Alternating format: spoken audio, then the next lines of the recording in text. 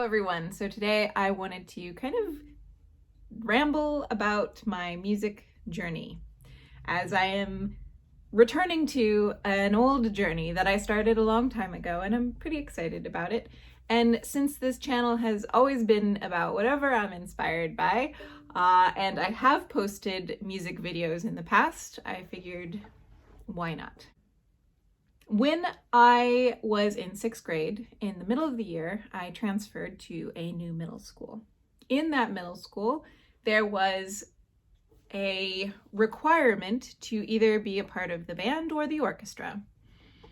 I had already developed a deep love for classical music through my grandpa, who spent hours and hours and hours with me in his giant music library that was floor to ceiling bookshelves full of VHS of ballets and operas and records. And he had this massive screen TV that had 3 primary color lights projecting the image on the screen, and 2 papassans, and a lot of plants, and a whole wall of windows.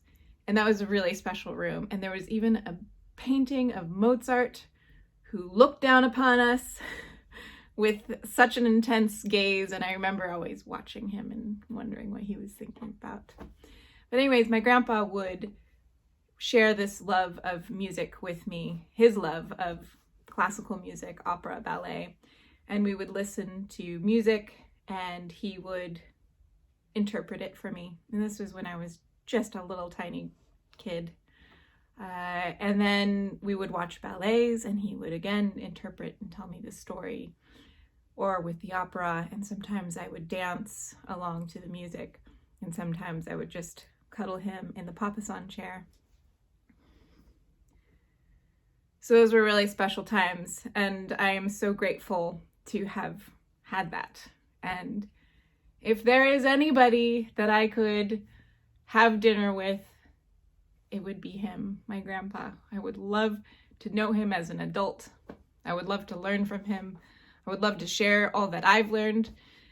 Anyways, I just attribute him to being a huge part of my musical journey, which has been at times difficult in that I always wish that it was better.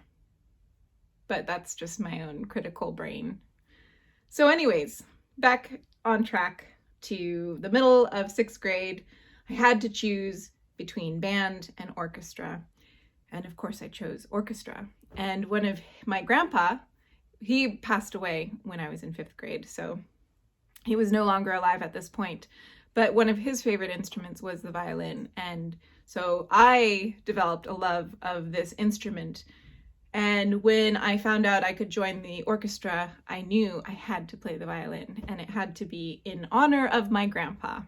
And I remember telling my grandma that, like, when I first started playing the violin, like, this is for Grandpa, I wish he could hear me right now. I didn't know anything, and being thrown into an orchestra was a little bit intimidating and overwhelming. But the school that I went to had a private teacher that was, I don't remember, she just used the school at the end of the day. You still had to pay separately for the lessons, so it wasn't on the school necessarily, but the school allowed her to use the space, and so I was able to get private lessons with her and get caught up to speed so that I could be a part of the orchestra. So I was in the orchestra for middle of 6th grade, 7th and 8th grade.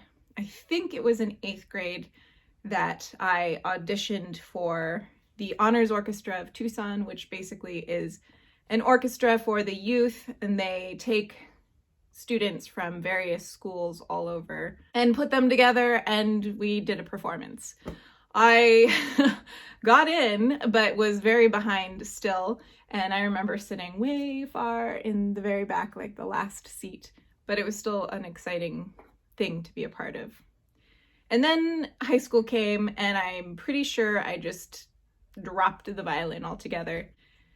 And then I think at the end of my junior year or the beginning of my senior year, I got the bug again to play the violin, and I was really mad at myself for not continuing it.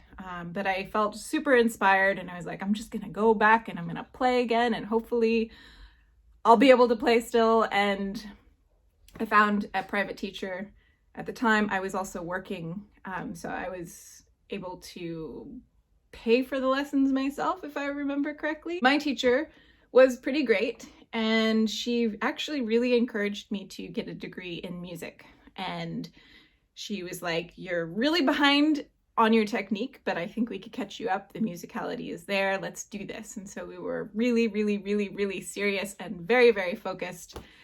And then I graduated high school and I went into the community college here in Tucson. I took a bunch of music theory classes. These are all the classes that you could access without being accepted into the program. So like the preliminary classes. And I was in orchestra with the intention that the following semester I would audition to get into the program. Well, music theory classes were really hard. It was like going to an algebra class and not knowing that there are variables, or not understanding decimals or fractions or the basics. And so it was very overwhelming. Fortunately, one of the classes that I took, I had a friend from high school that was in that class too. And she had gone through her high school with the choir. So she actually had a pretty good foundation for music theory. And so she kind of tutored me, and we did all our homework together, and she helped me figure things out, which was really helpful. I stuck with all the music theory classes. The orchestra, however, I went to one orchestra session and never returned again. And that was because when we got there, the maestro handed out the music, and I looked at it and thought, I don't even know what these notes are. And I couldn't keep up with the sight reading. I couldn't keep up with the fingering because there were still some positions that I was not comfortable with or had known about at that point, and it just was really overwhelming. I panicked, and so I never went to orchestra again, which was really unfortunate. And by the end of the semester, I felt like I was not good enough to be a part of the music program, and I chickened out, and that was it. And that was the end of my violin playing. Flash forward to, let's see, a couple years ago, in my early 30s, one of my closest friends, who was on her 60th birthday, received a cello.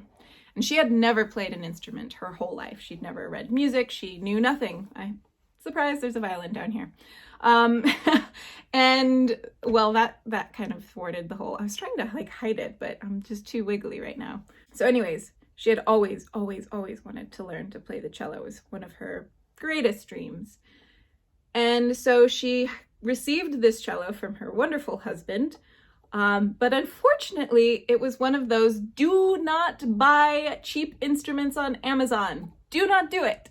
Don't do it. They're not set up properly. The materials that they use are cheap and poorly constructed. It will frustrate you, it will sound awful, and it will break. So this was like a $200 cello, which is a lot of money, but not enough for a good instrument. And it's a scam. I really am frustrated that these instruments are even sold, because it's like a fountain pen that doesn't write. Don't make it. It just puts a bad taste in people's mouths. Anyways, moving on. So this cello, the bridge wasn't actually set up at all. A luthier has to shape it and put little grooves for the strings, and this didn't have that at all. It also, 2 of the pegs broke with tuning, which should never happen. And the bow broke within a couple of days. And I was like, we need to rent you a cello. And so we went to a place together where I had rented a violin when I was in high school. And so we found a really good cello. They do a rental instrument is infinitely better than a $200 instrument on Amazon.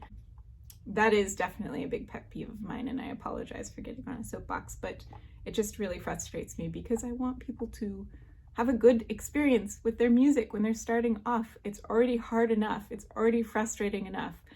And then you throw like a really poorly made instrument into somebody's lap and nothing is accomplished. Okay. So she wanted to learn cello, but she didn't want to get a teacher.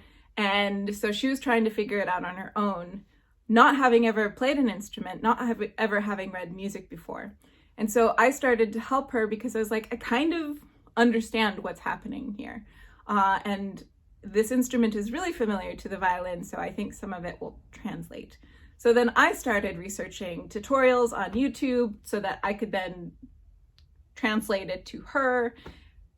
And then I was like, I want to play the cello too. So then I rented a cello and the two of us learned together, and it was amazing. And then that was a whole thing, and I went back to school for it. I was pretty serious, and this time around, I thought for sure it would happen. And I don't want to point fingers because it's completely my responsibility for not pursuing this. I think a big part of it is just fear and feeling never good enough. But I also was soon, like my very first semester of music school, my husband of almost 10 years and I got divorced. So it was like the world just suddenly exploded and the cello fell by the wayside, which was really unfortunate. I still do play it. I still actually every once in a while have been playing duets with my dearest friend who learned with me. And yeah, so that's really good. Now, to catch you up to where we are at this point, after the New Year's, January 2021. So actually, wait, let me slow down. Before we go into that, I kept having dreams about playing the violin and the cello. And the biggest feeling I got in those dreams was actually just how it feels to have a bow in your hand and to like glide the bow on the string. And it's a feeling I really, really love. It's the hardest part of the instruments to master because that's where the sound comes from, and it's really, really difficult. But there's something that feels so good about it, especially when you make those, every once in a while, those nice sounds. You're like, oh, there it is. That's what it's supposed to sound like. But most of the time it doesn't sound that way. But every once in a while you get a glimmer of hope and you see the light at the end of the tunnel and it's all worth it. So I was telling my partner that every night I would just have a dream about practicing one of those instruments, and I'd wake up and it felt so good and it felt so familiar and it felt so cozy and homey. And so we go over to his parents' house and we're all sitting out on the patio, social distancing, and they pull out a violin. And it is this violin here that was a family member's violin. This is from the 1800s. This was, the story goes, maybe a great uncle. I have to read the note. There's a note, and I'm sorry, I'm not more prepared for this. But anyways, a family member, the story goes, is that they stole it out of a burning opera house during the Civil War. And here it is. They had this violin inspected, or they took it into like a luthier. They took it even to, I think, the Antique Roadshow. It's a beautiful violin.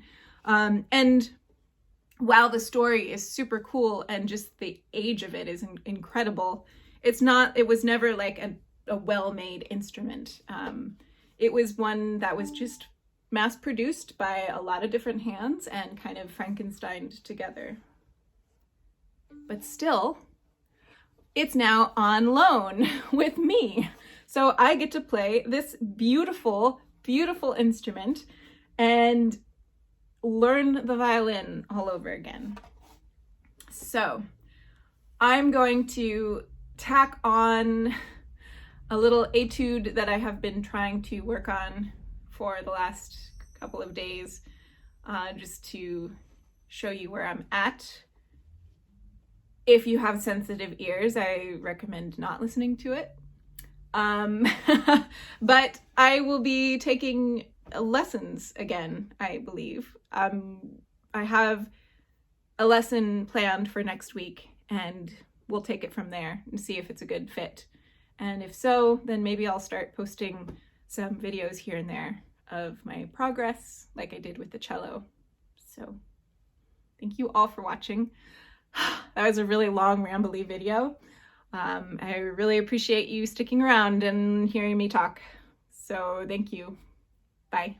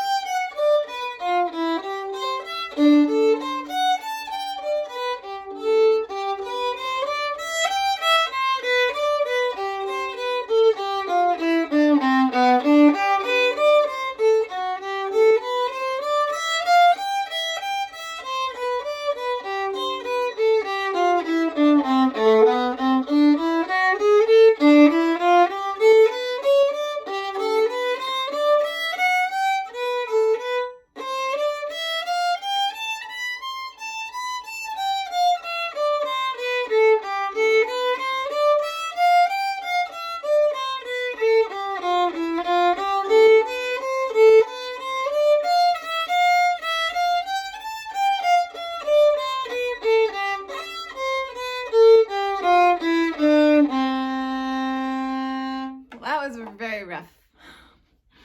That was very rough.